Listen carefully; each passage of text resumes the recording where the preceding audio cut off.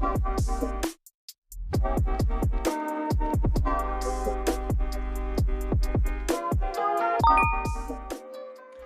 what's up? This is Mikey for Electrek, and in this video we're going to go on a little adventure. We've got the FAT-HS from EUNORAU. This is a dual suspension 1000 watt mid-drive monster and we're going to be using it to go in a few places. First, we're going to go to the river trail, fairly easy going. We'll talk about a little bit of the specs.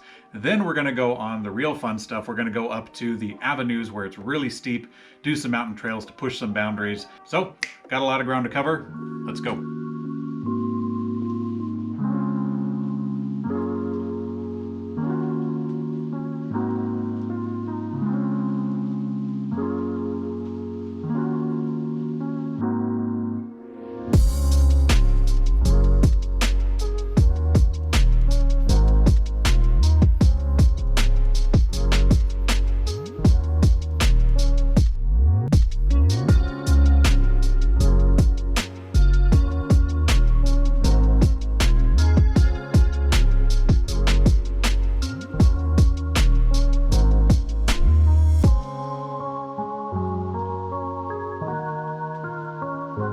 All right, guys, we have been riding on the river trail for a while with the FAT-HS, and I thought I would explore this new area. A bunch of cut down tall grass that's now almost like a trampoline park or something. I hope there's no snakes in here. The bike has, as you can see, the dual suspension system right here. This is a spring suspension, but with the cushy tires, it provides a lot of comfort, as well as with the rear suspension there. Again, this is a spring suspension, so you're not really breaking the bank there on that system. For a trail like this, it's a lot of fun because when you're riding on the trail that's gravel, you can just jump off into something like this full gore because the motor has plenty of power to do it. That's a 1000 watt Bafang mid-drive motor, and combine that with the gearing. I mean, the gearing's adequate. I wouldn't say it's anything stellar. You can get into places like this and get out just fine, and you're going to see that right now as we go to our next spot. So let's go.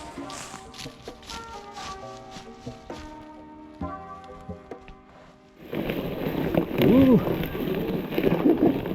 I think that's a tin can.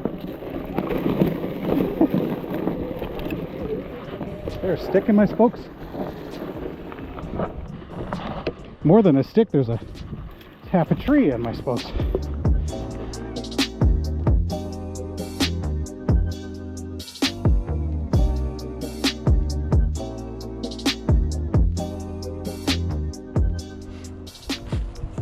All right, this is a good spot that we can take a little break. We could talk a little bit more about the bike now that we've gone off-road. It's been fun. You can see from this area that it's not terribly well kept or kempt. This is a place where you can see there's even some traces of beavers who've been chewing on this. We've been going over a lot of logs. I don't know how big that is. I'm guessing it's about 8-9 inches off the ground, something like that, including this gap.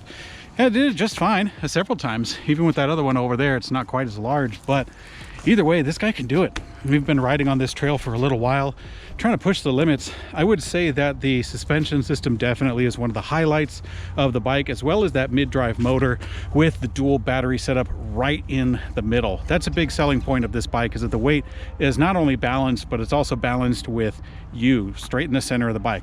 This is a very powerful motor, so it's got some weight to it to put out all that torque as well. These are some big batteries too. I think these are 48 volt, I think 14 amp hour or so.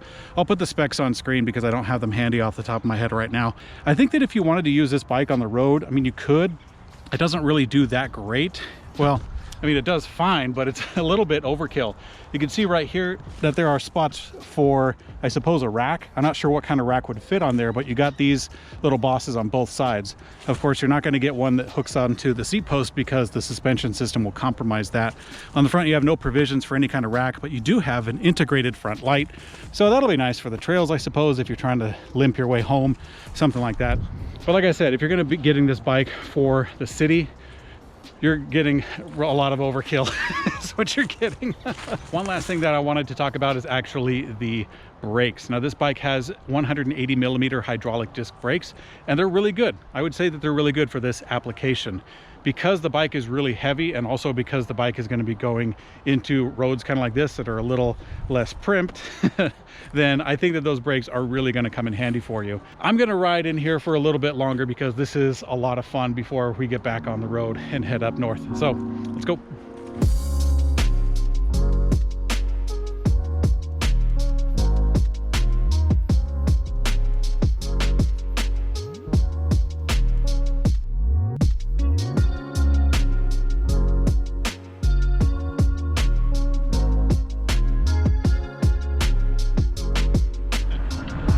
The sun decided to make an appearance today, so that's some good news there. We're going to be riding up a really steep hill on the road, and then we're going to be riding up into the off-road section on I Street. It's going to be fun.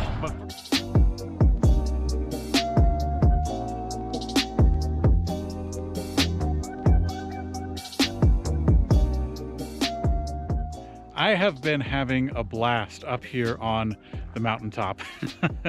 Up at the top of I Street, that's where this is. This is actually called the I Street Bike Park. This bike is monstrously heavy. If you want to do any kind of BMX stuff or anything tight or technical, then you're barking up the wrong tree, because this beast can haul, but that comes at a really heavy cost, I'll put it that way.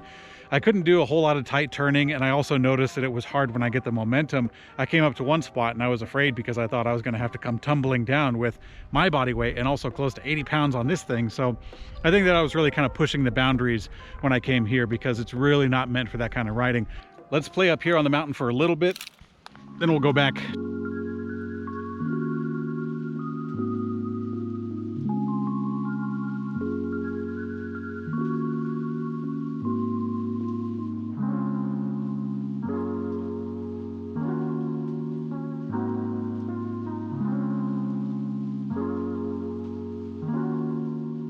All right guys, so we are back at HQ, and as you can see, the bike has been a lot of fun today, but it actually required a little bit of TLC to get there.